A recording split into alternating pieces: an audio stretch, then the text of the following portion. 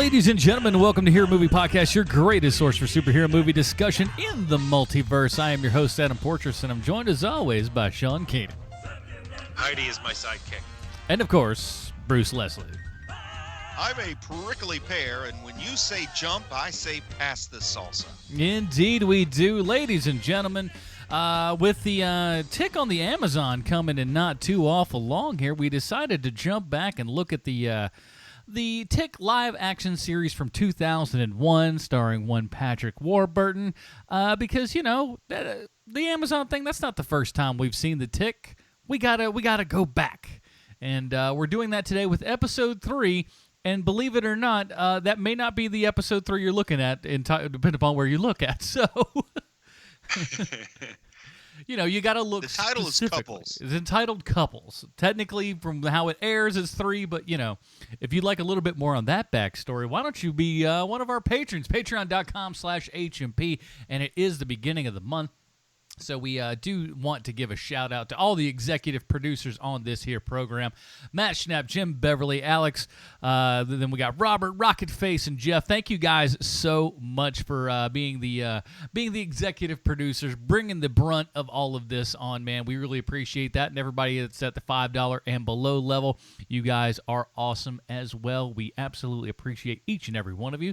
And you're going to get a chance to vote on, you know, what we actually watch coming up. So keep an eye out for all that. Chances are you've probably seen it at this point. So, but, you know, it happens, man. So thank you so much for that. Patreon.com/HMP. Remember, you do get the pre-show, post-show, and all that kind of good jazz, and an extra program here and there, and it's always worth it. I figure on average, they get probably about 3 to 4 extra hours worth of our shenanigans a week that no one else gets.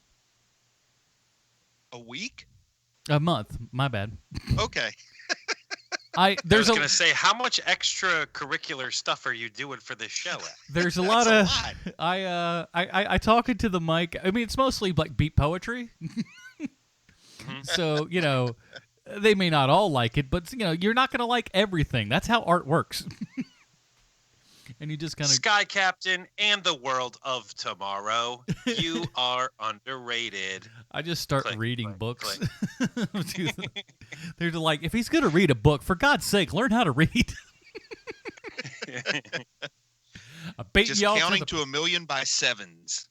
Oh, man, I was not good at the 7 timetables. Let me tell you, boy, not good. And well, I wasn't good at any of them, but 7 sure wasn't. And I was really ticked off because, like, my sister, like, my mom would be, because I was horrible at math, my mom would be kind of drilling me on those and everything. And my sister was a jerk. She would always kind of walk around the room and whatever, she would just go 21, 21. And then we got to 3 times 7. She would just go 21.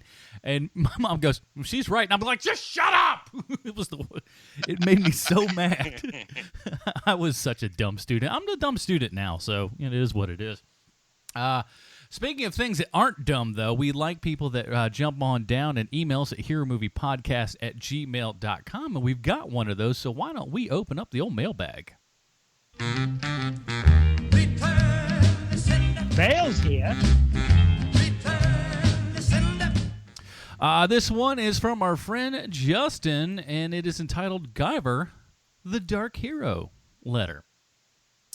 To Adam, Bruce, and Sean, first time writing to the show, but I just wanted to say that I greatly enjoyed the recent bonus episode you guys did on the film Guyver Dark Hero. I had a lot of trepidation when I first caught wind that you guys were going to be reviewing this movie. I'm something of a fan, but was pleasantly surprised by your treatment of it, which I found both even-handed and well-informed. This is the type of film that could easily be turned into an MST3K-style joke fodder, so I'm delighted that you chose not to go down that road. I think more than any other HMP review I've heard so far, this one really cemented the professionalism which you all bring to this show, which is a big part of why I listen and readily recommend you to others. Also, a big thanks to Jim Beverly for getting you guys to review Guyver Dark Hero. I actually recommended this film way back in August of 2015 when Adam had me on the Film Find to discuss Joseph Kahn's Power Rangers short. And it's because of Power Rangers that I'm writing you guys now. Bruce said he couldn't find a connection between Guyver Dark Hero and Power Rangers, so I'm here to supply that link for you and your listeners. There are two people who link Guyver Dark Hero to Power Rangers. One is director Steve Wang. As you guys noted, Wang is a special effects artist who has built creature suits for a number of notable films, including Predator, Monster Squad, and Hellboy, as well as the Underworld and Blade series. By the way, I disagree with you guys vehemently about Blade 2, but that's a discussion for another time. Wang was born in Taiwan and grew up on a steady diet of Japanese live-action superhero programs, and it was these shows that inspired him to go into the special effects industry. By making the two live-action Guyver films, Wang was attempting to bring the flavor of Japanese superhero programming to American audiences. And since the first Guyver film came out in 1991, he was well ahead of Saban in this regard. As a result of his work on the two Guyver films, Wang was actually the original choice to direct the 1995 Power Rangers movie.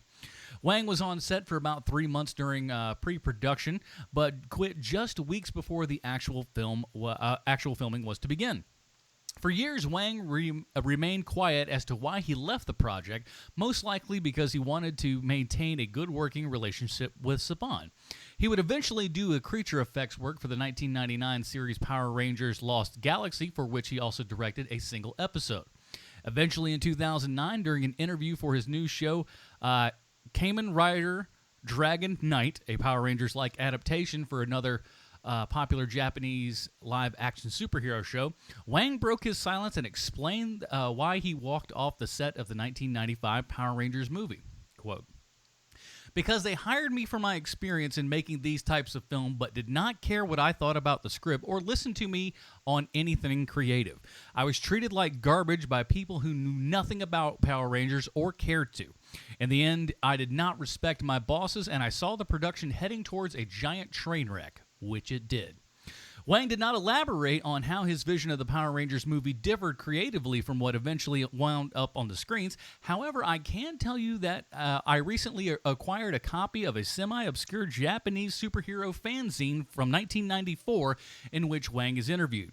It was during this interview that Wang first revealed that he was a director of the Power Rangers film. Based on his comments, it seems if Wang's plans was for the film to be an adaptation of the first season of the TV series, much like the recent Power Rangers movie from earlier this year, as opposed to a continuation of the TV series, is what the 1995 film ended up being. The second connection between Guyver Dark Hero and Power Rangers is the action choreographer. I'm going to screw this up, but here I go. Koichi Sakamoto. I think Sakamoto I got. Born in Tokyo in 1970, Sakamoto started out as a stunt double on Toei Super Sentai, the show Power Rangers is based on. In the early 1990s, as the Power Rangers was taking off, Saban realized they had no idea how to shoot fight scenes and asked folks at Toei if they could lend them a hand. Because Sakamoto spoke fluent English, he was shipped off to California to help Saban out. He started officially working for Power Rangers as a fight choreographer in 1995 and continued serving in his capacity until 2002. Sakamoto also directed a fair number of Power Rangers episodes beginning in 1996, including the standout episodes Clash for Control Part 1, Reinforcements from the Future Parts 1 and 2, and Forever Red. In 2001, Saban sold Power Rangers to Disney. Disney was originally going to cancel the series because they deemed it too expensive to produce, but Sakamoto argued that they could cut costs by moving production to New Zealand and flying in members of the Toei staff from Japan to work on the show. Disney did this, and in 2003, Sakamoto became a co-executive producer on Power Rangers all the way up until 2009, when Disney sold the series back to Saban. Sakamoto then headed back to Japan, where he made his triumphant return by landing the directing gig for the 2009 theatrical Ultraman movie. Since Sakamoto began his splitting his time directing episodes of Super Sentai and Kamen Rider for Toei and Ultraman, Tetsubuara, I screwed that up, productions making him undoubtedly... Perfect. Nailed it. I know I did. Producers making him undoubtedly one of the most prolific and hardest working men in Japanese superhero industry. Also, you guys probably find this amusing. In 2013, Sakamoto appeared on camera in the Super Sentai parody series it's called Unofficial Sentai Aki Harbinger, as big shot Hollywood director George Spielberton. Best wishes, Justin. This guy knows his stuff, man. So hey, all I can say is I was able to speak fluent English in 1995, and they didn't ask me to coordinate any stunts for Power Rangers. I think that would have been cool. Boy, oh boy, would I have paid money to see Bruce try to put together a fight choreography. That would just be... Oh, it would have been awesome, man. Now, let me ask you this. Do you direct with a beret on? I wear 2 berets in case the first one falls off. Just in case of a quick storm.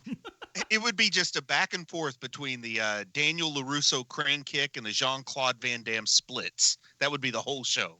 Hey. Lots of head butting. Yes. It's called and giving the people what rope. they want. Top rope. I would have just random ropes show up so people could go off the top rope. Works for me. Thanks so much for the email, Justin. If you'd like to email us there at heromoviepodcast@gmail.com. We really appreciate that. Let's close up the old mailbag here. Bale's here. All righty, everybody. Let's go ahead and jump into it here. Here is the opening for The Tick. Wild blue yonder, the front line in a never-ending battle between good and not so good. Together with my stalwart sidekick Arthur and the magnanimous help of some other folks I know, we formed the yin to villainy,'s malevolent yang. Destiny has chosen us. Wicked men, you face the Tick. All right, that was the opening there for The Tick, and once we do that, you know what other time that it is. It's time for Bruce's Comic Book Connection. Bruce, what do you got for the Comic Book Connection this week, sir?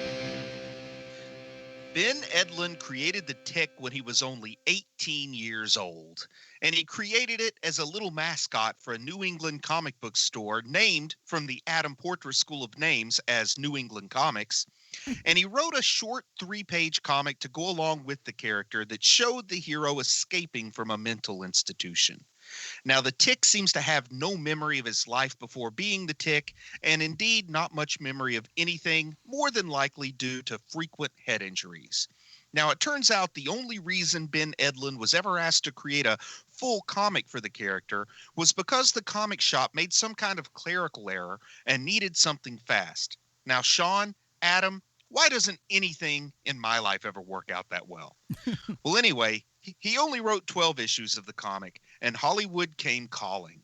Edlund went to work full-time on the animated series and never, ever again returned to comics. He did real well at the cartoon, I suppose, because more opportunities followed.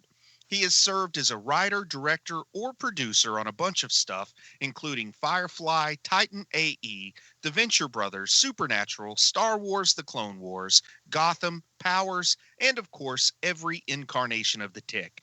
Now, Sean, how come nothing we did for a year when we were 18 ever turned out this good? Drugs. Seriously, I picture Ben Edlund went from doing a solid for a friend at a comic shop to being one of the busiest guys in entertainment. I feel like he kind of skipped over some of the moments of desperation that creative types are supposed to suffer through. He was literally super successful right out of high school. He didn't even have to go on a reality show to get famous.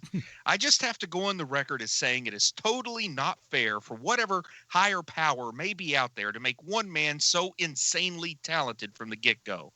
But don't you have to wonder, what if the comic shop didn't ask him to draw their mascot? He probably would have suffered in obscurity until he was 22 years old before he ever got discovered. Oh, the horror.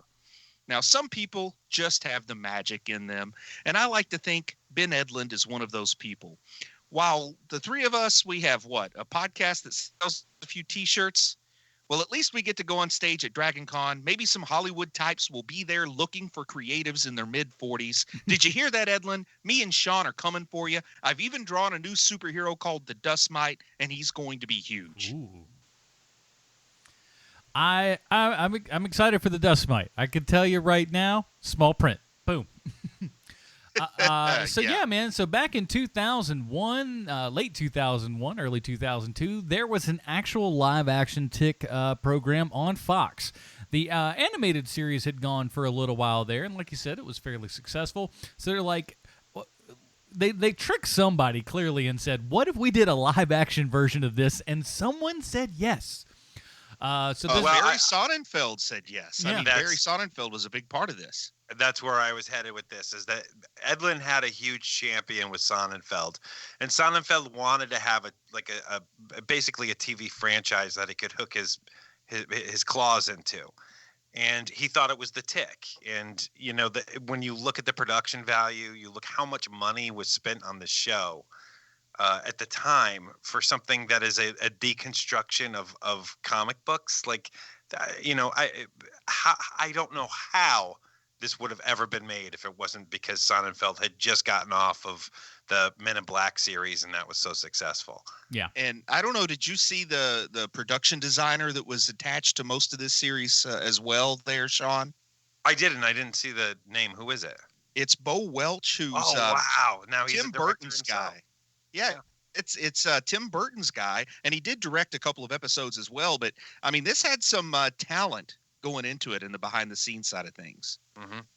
And you had mentioned, Adam, that the cartoon, the animated series, was on from like 94 to 98 or something like that, and the animated series was on Fox as well. Mm-hmm. But there was some weird thing that characters created for the animated series couldn't be used on the live-action series. Characters from the comics were okay. But American Made and Die Fledermaus, which were characters made specifically for the animated cartoon show on Fox, Fox didn't have the rights to use them in the live-action version. It was some weird thing where the animated rights got sold off. I don't quite understand the behind the scenes, but that's why we get Captain Liberty and Batmanuel instead of American Made and Die Fledermaus. Yeah, so, and I did not know that. And of course, I can't say that I'm surprised that Wrights things screw stuff up all the time. Surprise, surprise, surprise. Of course, this is starring Patrick Warburton, David Burke, Liz Vassy, and Nestor Carbonell as well. And they did 9 whole episodes, everybody. This is the Fox that says Fox will either like run your show forever or you'll be done in half a season. And they only aired 8 of the episodes. So that 9th one is just a bonus for those good folks who bought it on DVD or whatever. Indeed. So we'll be reviewing episode 3 today as far as like from the air date. It's entitled Couples, and here's what the Wikipedia has to say about it. The Tick and Arthur have a good time when they start hanging out with Fiery Blaze and his sidekick, Friendly Fire. Things turn sour when Arthur finds out that Blaze treats Fire badly, and he persuades Fire to take a stand against it. Meanwhile, Blaze convinces Tick that Arthur is the sidekick and should do whatever the Tick wants. The Tick's new behavior quickly causes the Tick and Arthur to split up. Meanwhile, Batmanuel and Captain Liberty try to cope with their own loneliness, which leads Captain Liberty to getting a dog. And in all appreciation, Wikipedia, I don't think Batmanuel really had any trouble with his loneliness. No, I think he was pretty happy. Comfortable. That was a great whole bit where it's just like, sometimes I'm a lone wolf. He's okay. I liked it too. Captain Liberty calls him up and she says something like, "I'm just lonely. I want somebody to talk to." And he gets comfortable and goes, "Oh, so what color are your underwear?" your Liberty I patties. cannot help it. That is how I talk. Which, by the way, is the mayor of Gotham City from the Dark Knight trilogy, which I love. Who has the best eyelashes in cinema history, I believe. But he's always Batmanuel to me, no matter what I see him in. Was he on Lost? He may have been on Lost briefly. It's been a long time. Krista, email us. She does a Lost podcast. I'm looking it up. Keep going. He was on Caroline in the City, which I enjoyed him on that program. Yes, I watched Caroline in the City. Shut up. If I see him anywhere, I say, "Oh, Batmanuel is on Lost." I'll say Batmanuel was in The Dark Knight. He's always going to be Batmanuel to me. I feel like he was on Lost. That sounds pretty familiar to me. I feel pretty confident in that. And no mention of our big-time guest star, somebody that I think everybody knows is one of my favorite character actors, Ron Perlman, shows up as Fiery Blaze in the show. And, man, do they give Ron Perlman a look. First of all, I love this whole show because everybody, like, save for Warburton, everybody just looks like, a normal person.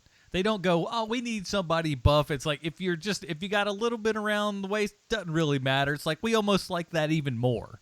It's just like you're a regular old Joe. But that wasn't Ron Perlman's natural look for his hair, I don't think. I mean, they really gave him this, what I imagine is a fake mustache. They gave him the gray temples. They put the big sunglasses on him, so he kind of looks like a 1970s Stan Lee a little bit. He does. Oh my gosh, he has a little Stan Lee going on. I didn't recognize that, but you're not wrong. Oh man, and he does a good job of playing. Nope. I mean, the title of the episode kind of gives away what they're going for here, but they're sort of going to the well, you know, the old jokes about Batman and Robin and what is this older man doing running around with this young boy. And, you know, they lean into that here, don't they? Yeah, definitely. They do. Nestor Carbonell was on Lost, by there the you way, go. you guys. Good call, Bruce. And so was Batmanuel. Mm-hmm. As far as it all works out. But yeah, they lean into the dynamic there of the dynamic duos. It's kind of funny because we open up, I guess, in the diner, or I don't know if that's where we open up, but we're in the diner, and we see Batmanuel and Captain Liberty having lunch with Arthur and the Tick, and they're eating off of each other's plates. And later we see them back in Arthur's apartment arguing about the toothpaste. And you know, one of the things I loved about this show is it had this undercurrent all through it, that this was kind of a metaphor for relationships, and that it really wasn't all that much about superheroes. One of the executive producers, if Wikipedia is to be believed, a guy named Larry Charles, said he was basically trying to create the kind of character moments that you'd have in Seinfeld, only with these kind of ludicrous comic book characters. Well, that Larry Charles, he's something else. I like that. I kind of feel that dynamic here, especially in the diner. Well, and then of course, you know, you got the Warburton Seinfeld connection, so it all seems to add up. Buddy, yeah. Oh, I didn't even think about that, but yeah, man, Warburton. This is, I don't know. I think this is his best role too, even though it was short and brief. Him and Batmanuel, they both get big ups here. I don't have a lot of celebrity photos hanging on the wall, but I've got Warburton dressed as the Tick hanging up here. I don't want to. Is it signed? Yeah, it's signed. It says, Bruce, God bless, Spoon. That's what it says. There you go. Pretty cool. Yeah, but anyway, so we get Fiery Blaze, played by Ron Perlman, and then we get his sidekick's name, Friendly Fire, which, you know, if we're going for double entendre names, why not? And boy, they dress him in the full spirit of Burt Ward's Dick Grayson. My goodness, man, he had a little cheek hanging out in back. They make him look, you know, extra Robin-y, if you will.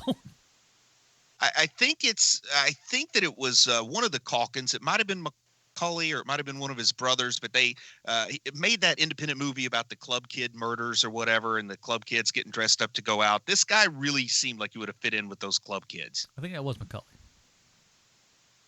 But you know the vibe I'm talking about there. Oh yeah, weird. And anyone who's been in a relationship, whether it's good or bad, you've also probably been in that moment where maybe it was you that was pulled into the conversation. Maybe it was your significant other, but you're sort of friends with a couple that aren't getting along. So one of the unhappier members of that couple tries to convince one of the members of your couple that you're unhappy, or maybe you're the unhappy one trying to sabotage somebody else. I don't know, but I feel like we can all kind of relate to this idea too, where Friendly Fire is legitimately in a bad relationship, and he's trying to convince Arthur that his relationship is maybe worse than it really is. Hey guys, we're garbage. Aren't you garbage too? Oh, Jesus. It really is not hard to believe that this show did not last longer. It's so weird. It's so expensive. You know, there's no laugh track. It's a single camera show in 2001, so it's a pretty rare oddity thing. And it came on at 8:30 on Thursdays, going up against like Friends or Frasier or something like that. Man alive. It had no chance.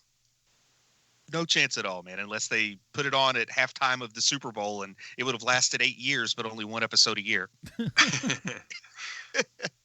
But I love this show. I love everything about it, the cleverness, especially for 2001. Mm-hmm. You know, 16 years ago, it wasn't as common for people to be comfortable treating the wide variety of relationships out there with respect like it is now. Do you know what I'm getting at? Mm-hmm. Yeah, and there's are you talking about gay people? Well, honestly, I think in 2001, sitcoms were still allowed to like use gay people as a punchline. You know are what I mean? right. So, You are right. 16 years ago, you say 2001, it doesn't sound that far away to me. But then when you think it's 16 years back and then just watch, I don't know, other sitcoms from 2001, watch a few lowbrow movies from 2001, and it's still the punchline to try to, like, it's a funny thing when you're playing a joke on your friend by convincing other people that he's gay. Like the jokes that went over in Three's Company in 1979 were still going over in 2001. Yep, that's true. It's weird because there's so much like revisionist crying in a way as well, because there's sites like, I want to say it's like Screen Rant or something like that, but it's just like, you'll see these articles where it's just like 15 times Friends was the most homophobic blah blah blah, and it's just like, it was a completely different time, but like that wasn't that long ago though, really. Yeah, and this is one of the first shows that I'm aware of that actually treated things with a little bit of respect. They use this superhero metaphor, but they're never making it the punchline, other than maybe the joke is that they're not even aware of what their relationship looks like, which is kind of good. They're not self-conscious about the relationship. But I think it was a bit ahead of its time in that way too. And it's funny because the other episode that Sean and I watched as well, accidentally, had to do with a lot of the same stuff as well. That was basically like, it was like a superhero coming out story. So like, Yeah. it's something that was definitely ingrained within this show itself.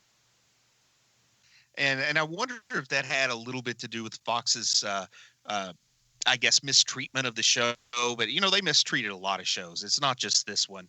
But I know maybe it was Patrick Warburton. Maybe it was Nestor Carbonell. I think now the more that I think about it, it was one of the two, leads of the show there that in an interview basically said Fox purchased the rights to show this, but they weren't the producers of this show. Fox didn't own this the way they would own something like 24, or I think the Bernie Mac show was the other example that they gave. So they weren't as invested in the success of this, because let's say this did go for 5 seasons and get a syndication run. They don't have the back end on it. They just have the broadcast rights for first run or whatever. Yeah, that's isn't that interesting? I wonder how many Fox shows just go under because Fox doesn't care. I never even thought about that. I think before. there's tons. Like there was a recent show starring the brother of Weeds called APB that was like a really interesting idea. That got canceled super quick. You remember Almost Human with Carl Urban in it? That was very interesting. Got canned real quick. There was a show called Justice. You ever heard of Firefly? There's a Firefly program. There was a show called Justice, which was about jury selection, which sounds stupid but was really cool. That got canceled super fast. Fox will either keep you forever or just cancel you so fast you can't even think. Bring back Herman's Head. Look, sometimes the canceling gets right. You know what I'm saying? Herman's Head. What's next? Parker Lewis Can't Lose? Oh, but he did. They lost big time. But, they do have some cool stuff here with the sidekicks. There's even the sidekick meeting where Arthur goes, and I feel like Arthur's the guy that kind of got pressured into, let's just say, going to Weight Watchers. But he really doesn't have an eating problem. But everybody, in order to convince themselves that they're okay, they also have to convince Arthur that he's one of them, because they think he's just in denial, or there's some weird reverse denial where he gets to meet Fish Lad or whatever his name is, Kid Caboose, one of the greatest superhero sidekick names of all time, particularly given the context they deal with it in this show. And they all really, really have a bad existence, and Arthur's isn't so bad, but he's kind of pressured into saying, I have to admit I have a sidekick problem, when maybe he doesn't. But I think that goes a lot for society and stuff as well. It's just like as bad, like, most of us, by and large, your life isn't really horrible. But if you like get down to a granular level and you're around other people that, talk about how miserable their existence is, you're gonna start thinking that exact same way, Maybe not. I think so. I think a lot of people get down in the dumps because they surround themselves with other people that are just super down in the dumps. So that's just. I mean, that's I also think there are a lot of Arthurs among us, people that like explore. Maybe this is a problem, and then say, "Oh, wait, no, these guys have problems. I've just got an issue." You know what I mean? I think there's plenty of folks too that think it's bad until they see how bad it can be, and they're happy that it's not worse than it is. Oh, it's Bob I'm one of Saget those showing up people. in Half Baked. Yeah, exactly. It's like, oh, I don't have a problem. Okay, well, we're good. The guy's worked 40 years, and he's going to have one line on his tombstone, and it's going to come from Half Baked. That would be amazing. You just walk up, and that's what's emblazoned forever. He would find that funny, though. I also like this little B plot of Captain Liberty and her pet dog. I don't know why I enjoyed this so much too, but the whole joke on her biological clock ticking, her not being comfortable with her singlehood, and we get that sort of juxtaposed to how Batmanuel is perfectly happy in his own skin. You know what I mean? But she's trying to recruit him into her life and goes to get the dog. Of course, leaving anything up to Batmanuel means it's not going to go well. So he gets her the bulldog instead of the chow that she wants. And life just goes to heck because, man, dogs can be buttholes. I love like the American Alan Cummings behind the desk at the pet store. Yes. Because, man, I those like that people she has are like to that. Though. get Batmanuel to go in and buy her dog for her. Because she gets banned. And then I also like how totally overwhelmed and unprepared she is to having a dog because multiple times in my life with multiple people, I've been in a relationship where I said, you know what, I don't think it's a good idea to get a dog, and the other person gets one anyway, and it goes down exactly like this show every single time. Been there, my friend. Been there. And I didn't even get to keep the dog afterwards. Isn't that a blast? I'm currently still dealing with one of those dogs. But I do love it when Batmanuel comes to her apartment and she says, "Can't you see what he's done to me?" And he goes, "I can clearly see you should not have a pet." You know, his grip on reality is enough to know. You got to love the character because even though he's very flawed, he is so comfortable in his own skin. He knows his own limits. And I think he's the most fun of any character on the show at times. That's so funny, man, because Adam said the same thing off air. And I can't stand Batmanuel. I cannot stand this character. I love him so much. I love him, man. I love Nestor Carbonell only because he was Batmanuel. I think that my problem with the character has almost nothing to do with Nestor Carbonell. I think it's just because it's not Deflator Mouse. Because I really like that character from the animated series, and I wanted to see him on the live action because he was going to talk like this, and it's basically a Batman knockoff, and it's hilarious. But it's not, it's not that. It's something completely different. And so seeing this version of basically what's relatively the same character made me not like the character, like immediately. I think that I got to do a deep dive into the series again because I have not seen a lot of it since it was done in 2001, which brings me to the question, which characters are going to be on the new series? Do they have American Made back? Do they have Deflator Mouse back or no? I don't know the answer to that. And now I do know that they'll have any characters that first appeared in the comics because Ben Edlund owns all those outright, but the ones he essentially created as for hire for Fox Animation he couldn't use in the live action show about Batmanuel and Captain Liberty. Well, that stinks because I would love to see a live action Thrakazog. I think we all would, man. I think we all would. But here's another question about like what you could get away with in 2001 versus what you can get away with now. Is Nestor Carbonell Latino? I believe so. Yes. Okay, because there was a part of me that just didn't know, and I thought, you know what? In 2001, you probably could have like a guy who's half Irish and half Norwegian pretending to be Hispanic, and it's no big deal. Something you couldn't really do today. So I didn't know about Batmanuel. He could also very well be a like a dark-skinned Italian. I don't know. Okay, perhaps. But anyway, I was just wondering about Those that, 'cause, people exist. Don't laugh at that. Nestor Carbonell doesn't have a heavy Latin accent. So, you know what I mean? I didn't know if this character now would be called, I don't know, brownface or something. People are sensitive about casting these days. So I wondered about Nestor Carbonell. Nowadays, I would hope that they would get somebody in like the little guy that's in all of the movies is like the angry little Spanish guy. That would be so great to see him as Batmanuel. That would be kind of cool, man.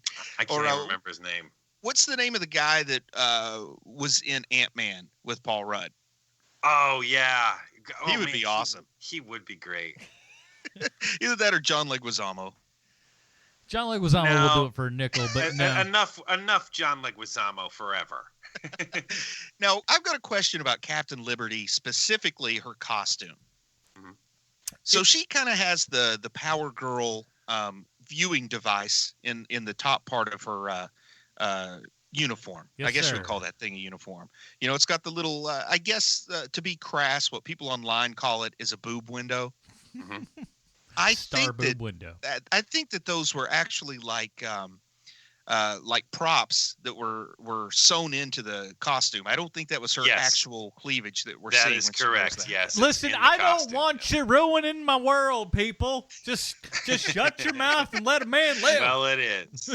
It just kind of doesn't look real. You know what I mean? You look at it, you can tell that's like foam rubber or something there. But I think it's kind of funny that they did that. You know what I mean? I don't know why I thought maybe somebody's taking a shot at Power Girl here with this costume. Was it? I mean, I also like. Was the time? Does the time match up? Yeah, Power Girl was around before 2000. Well, I'm just trying to because I'm just trying to remember the iterations of the outfit because I feel like there's been a couple. Oh, Power Girl from very early on had the Is it still very early? Okay. Cleavage viewing device. Is that how you walk up to a tailor? Excuse me. Yes, this suit looks lovely, but I'd like a cleavage viewing device, please. I also like, there's one scene where, I guess maybe when they're trying to get the hand grenade back or something like that, but Captain Liberty is climbing on her hands and knees across the floor, and Batmanuel is crawling behind her, strategically placed, if you catch my drift, because that's something totally in character for Batman. I'm not the first person to sit there and just go, good on you, Batmanuel. I mean, they made it totally obvious there what was going on. But once again, I love the character, and Sean doesn't, so I like those little aspects to it. Honestly, I think that the reason why I don't like it is just because it's not the Fledermaus. Okay, well that's fair. You're allowed. You're allowed that because I have that kind of hang up with other stuff too. But I never really watched the animated version. And I absolutely love this live action version. I've probably elevated this on a pedestal higher than it deserves just because it got such a short run. But I didn't really watch the animated. I've read the comics and I've watched the live action. And I'll be checking out but Amazon show. But I don't have a lot of experience with the animated version. Yeah, I was just of the right age. So I know I bring this up every time the tick is brought up, but I have to bring this up again because that's who I am. So New England comics, New England press, I'm from New England. I picked up Tick when I was in high school and like early in high school, like I was a sophomore in high school. And so, it didn't come out regularly because what we found out a little bit later in this story is that Ben Edlund, every time he wanted more money for college, would write and draw another issue. Another issue. Yeah. And so he did that for a bunch of years.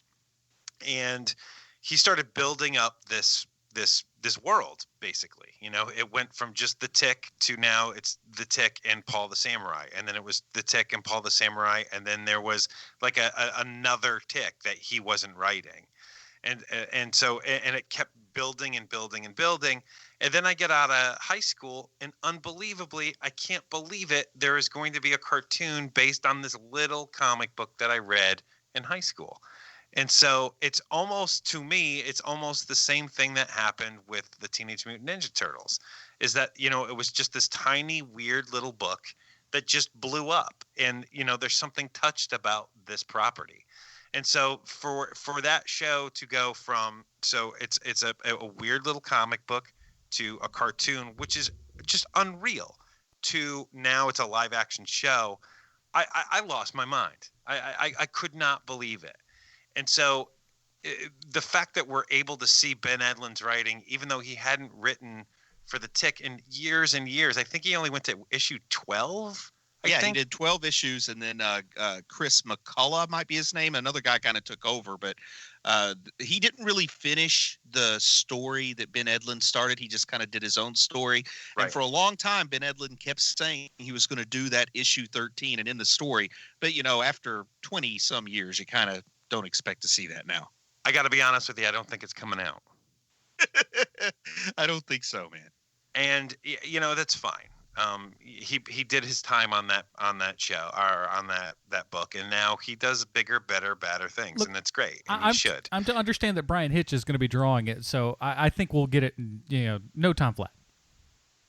Well, he actually, I bought the 12th issue when it came out, because that also was a very long time coming out, because it hadn't come out for years, and then that 12th issue hit.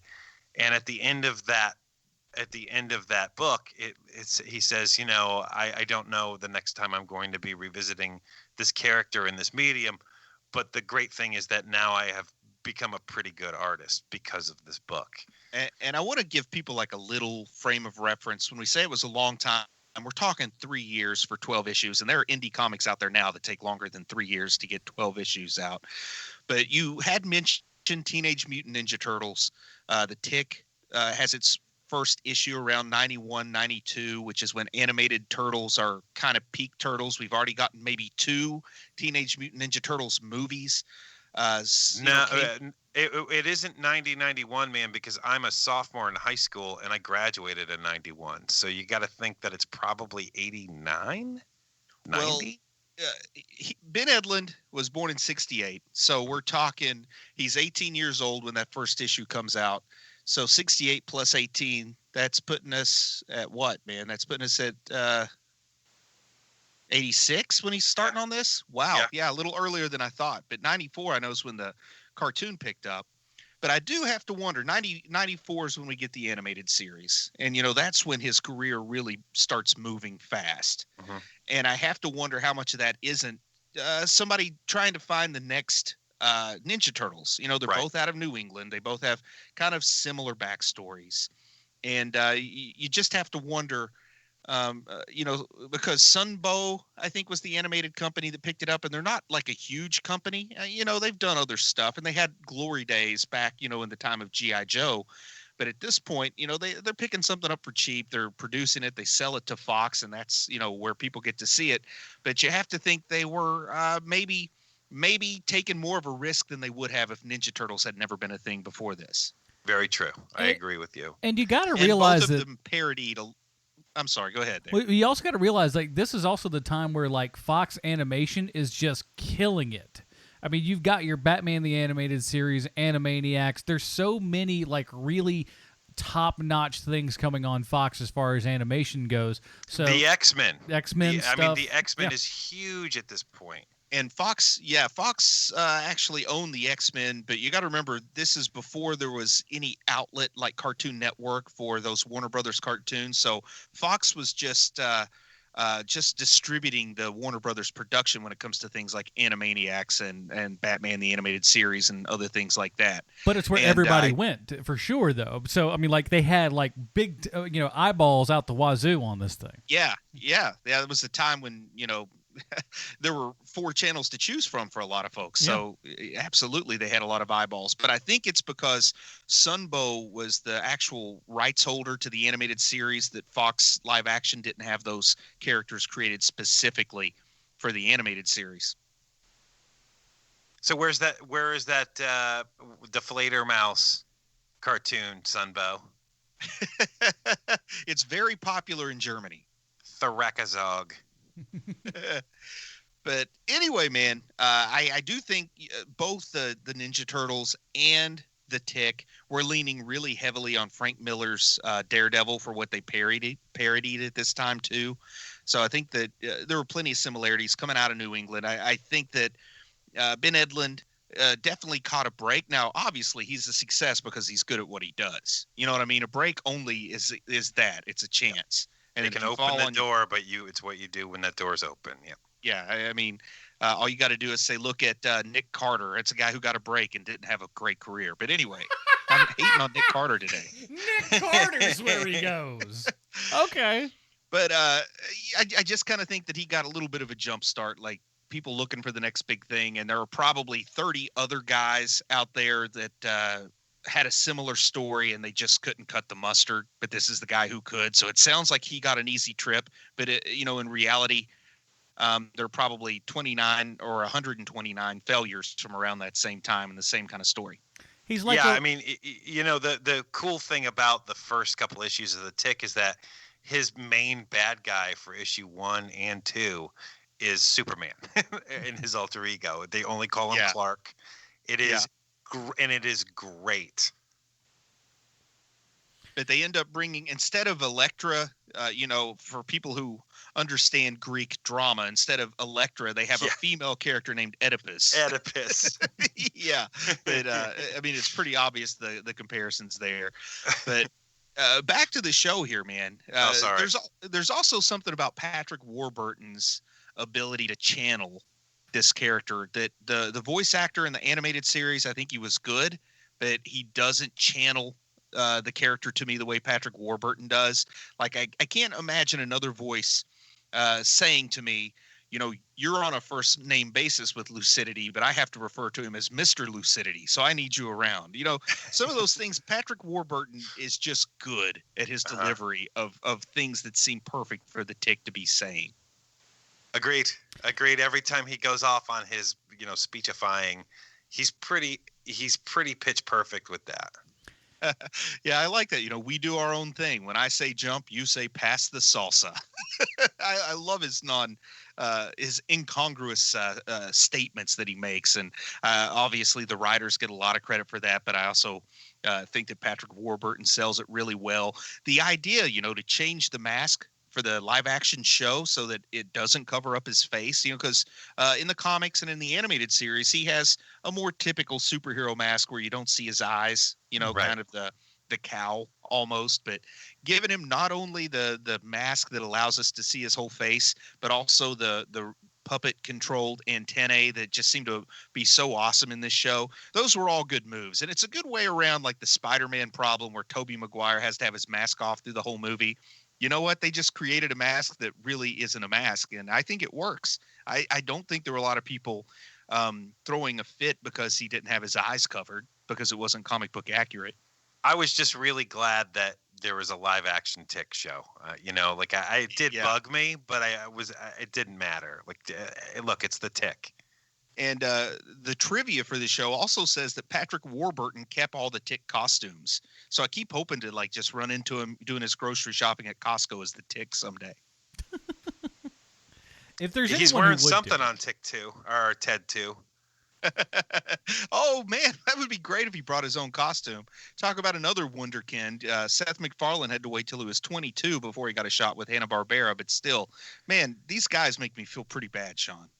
It's going to be all right, Bruce. I know I've mentioned this a million times before, but I had the pleasure of meeting Ben Edlund a million years ago when he was still a kid, and he just had that thing to him where he was super quiet, and he's just like that kid in class who draws. Like that's what he was at the time. Yeah.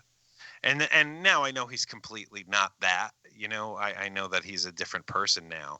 And it's just so weird to see him on set or when you hear him in an interview and he's almost downright gregarious now. But at the time, he was the weird drawing kid when I met him. And he was super nice. And it was very cool that he was genuinely happy that we were fans of his work. And I got to say, the pictures of him that I've seen, never met him in person, obviously, but he looks like a much manlier version of Orlando Bloom, which is a good look for a guy. That is true. He is very bloomy. I don't know anything else about the dog, Lady Liberty, the sidekick. Thankfully, the Tick opens up to Arthur and lets him know that, this is a two-way street here, man. I depend on you because I'm absolutely a lunatic. This isn't this imbalance. And not only that, but they managed to help Friendly Fire and the guy that smells like a drunk uncle, which is what they call Fiery Blaze. They managed to help them maybe set off to improve their working relationship a little bit better too. I do like the how does he describe Arthur? Because he's not his sidekick, he's his co-hero or something like that. Yeah, it's his co-hero. They're a duo. He's not a sidekick, they're a duo. They're partners. Can I say the Fiery Blaze, like kind of moving in with them and everything? Holy smoke! It was Friendly Fire. I'm sorry. They all have the same bloody basic name. Friendly Fire, rather. Moving in and just jamming out to his music all day long. Boy, did that bring back some bad memories. Because I also like at the end. I've been Friendly there, boy. Fire moves out. When Friendly Fire does move out, and the Tick says he left a tube of something in the bathroom, I'll be certain to return it. 4 o'clock in the morning trying to get some sleep, and all I hear is this god awful techno music just going. I'm like, please just turn it off. I'm trying to get some sleep. You kind of understand suddenly why Fiery Blaze has to drink so much. Yeah. Once again, man, Ron Perlman, the greatest. It's funny. I noticed something watching this episode, which is Ron Perlman. Even under 18 pounds of makeup, you still know it's Ron Perlman. Yeah, he's the only. He might be one of the only actors that's true of. I mean, it's Ron Perlman in Beauty and the Beast TV show when he's Hellboy. So just having some goggles on, that isn't going to help him. I mean, he's always going to look like Ron Perlman. He just leads into the Perlman so hard. The mustache did wonders for him, though. He's great. He's great in everything. But, man, he is always going to be Ron Perlman. Yeah. I'd like to see Ron Perlman as a Wookiee in the new Star Wars movie. Oh, man. Clint Howard is going to be in the new Han Solo. It just makes sense to have Ron Perlman in something. I mean, he already kind of is halfway to being a Wookiee. I like it. We only need to put about 4 inches of hair on him, and he's good to go. Ron Perlman, we love you, but you are odd looking. But you know that. Anyway. Well, look, when you're in Hollywood, man, you're either really pretty or you are bizarre looking, and that's why you are there. Very true. All right, now we got to get down to it. It's the most important part of this here program. We have to find out how this comic book property relates back to our good friend Sylvester Stallone. This is a pretty easy one this week. And thank you, Adam. I have a prepared statement. Animal Crackers is an animated movie, the plot of which is family uses magical box of animal crackers to save a rundown circus from being taken over by their evil uncle. If that sounds stupid to you, please keep in mind that the plot to the most successful animated movie of all time is pissed off Snow Witch gets saved by normal-powered sister. Animal Crackers is released in September, and it stars the voice talent of Sean Keenan favorite, Emily Blunt. Yum-a-dum! It also stars Danny DeVito, John Kazarinsky, and Ian McKellen, all of which I have no sexual attraction to. My question is this. Where does Animal Crackers come from? Why have I never heard of this movie? I think of myself as someone who's fairly movie savvy. I just learned about it while digging around for a Stallone connection. And this happens more and more lately. Nut Job 2, Nutty by Nature? Never heard of it. I have no idea what that is. Didn't know there was a Nut Job 1. Home Again, starring Reese Witherspoon. These are all movies that are coming out within the next month. I've never heard of them, ever. Yet, guess what? I know everything about the Legos Ninjago movie. Why do I know so much about Ninjago? I'm a nerdy-ass nerd like everyone else, and sure, I like Legos, but Ninjago? I don't care about Ninjago. That'd be like telling somebody that how much of a sports fan you are, and so they just keep going on and on about professional lacrosse. I don't care.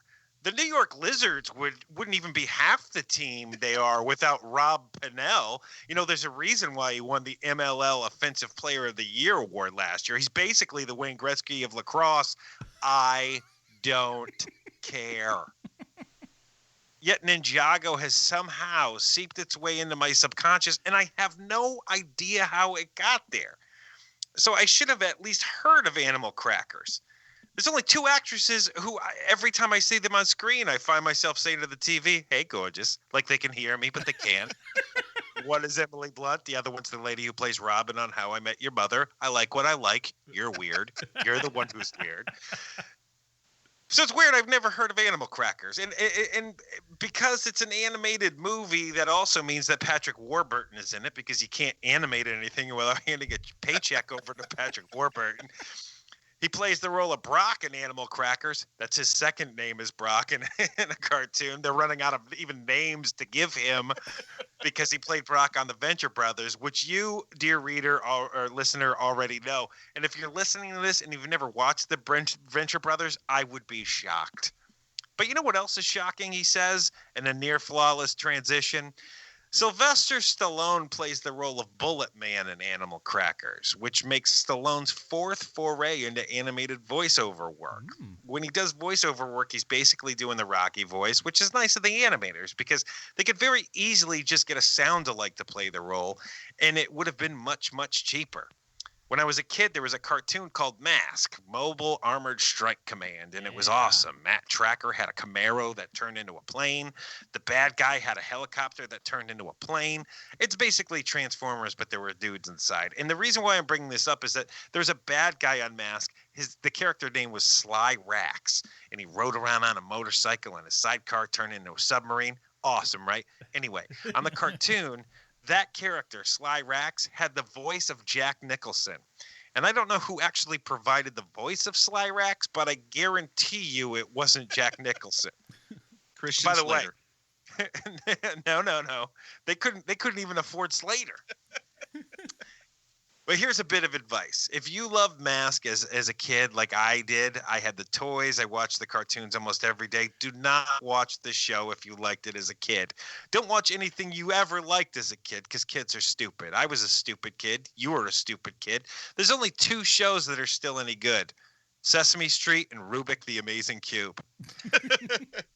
So there you have it, Arthur and Arthur's sister. This week's Stallone connection. Now let's review this show so I can get back to my Tick fan fiction where Paul the Samurai and Clark are totally banging.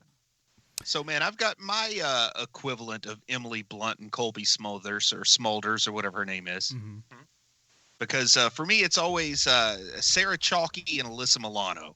Man, I watched Who's the Boss when I was a kid, and I don't care how old she gets. She can be in the reboot of the Golden Girls in 15, 20 years, and I'm still going to be, hey, Alyssa Milano, how are you doing?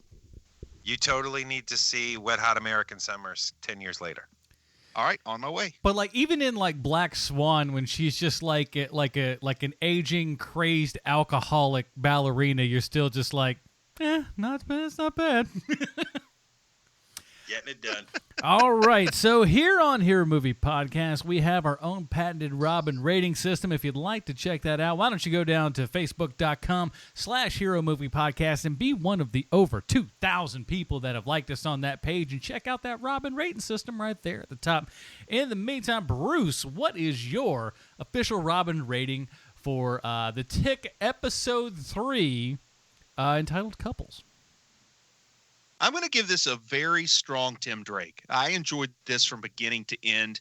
And if I was going to talk about the season as a whole, it would be a Dick Grayson, man, because this season builds. It's perfect. It's that whole idea of, leave on a high note. You walk off the stage when they want more. George Costanza leaving the party the first time he gets a laugh, that kind of thing.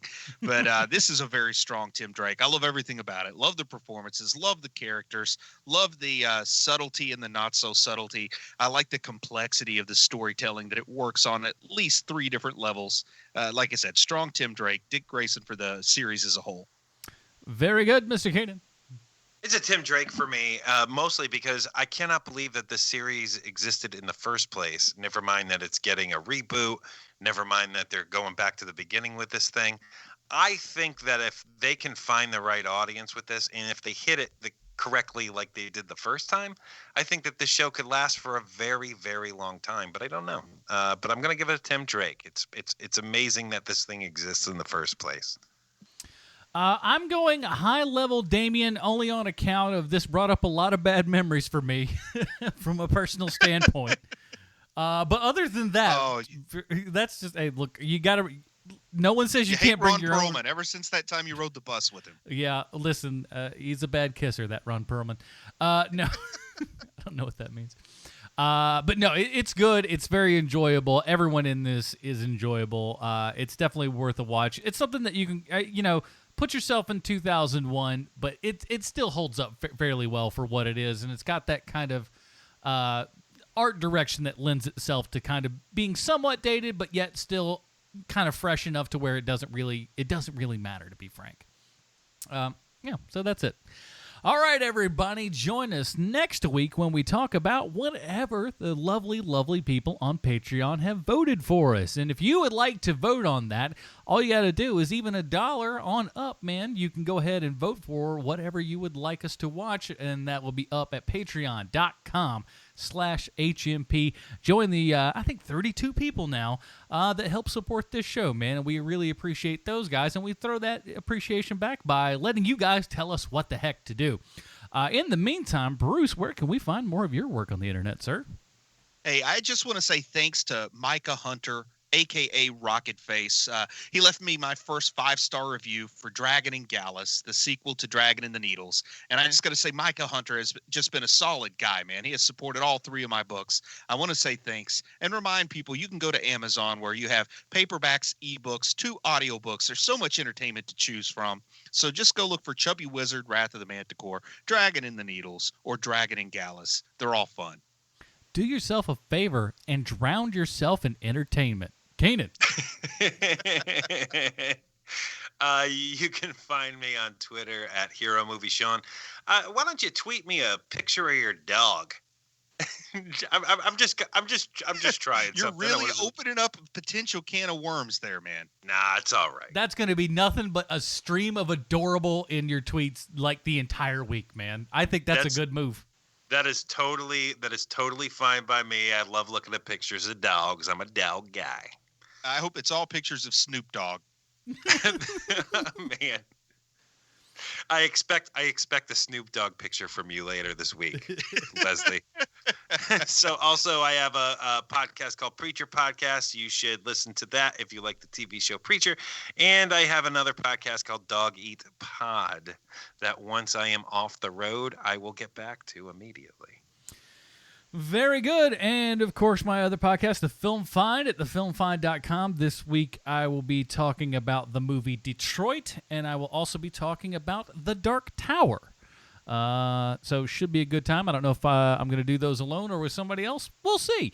And, of course, my other show, Nerd Talk Now, there was a family situation, so I'm going to put that off. It's putting off, but it'll drop in the first of the week, so mea culpa on that one. But, hey, these things happen, you know what I'm saying? But check all those things out, man. And, of course, Facebook, Twitter, you guys know all that. All the links are going to be in the show notes. So join us next week when we talk about the lovely people on Patreon selection for us, for Bruce Keenan. Oh, I just married you too. I like that. Oh. Hello, Bruce, you can do better. Yeah. Which one of us gets to be Fiery Blaze? Keenan. Oh, but Keenan can pull off the friendly fire costume. Okay. That's a better point. That's a better point. We all want to see him in those shorts. For Sean Keenan, Bruce Leslie, I'm Metaphor. Just stay super, everybody. Bye, baby. I'm working on those cosplay costumes, Sean. Oh, no. Duck tweet, duck tweet out.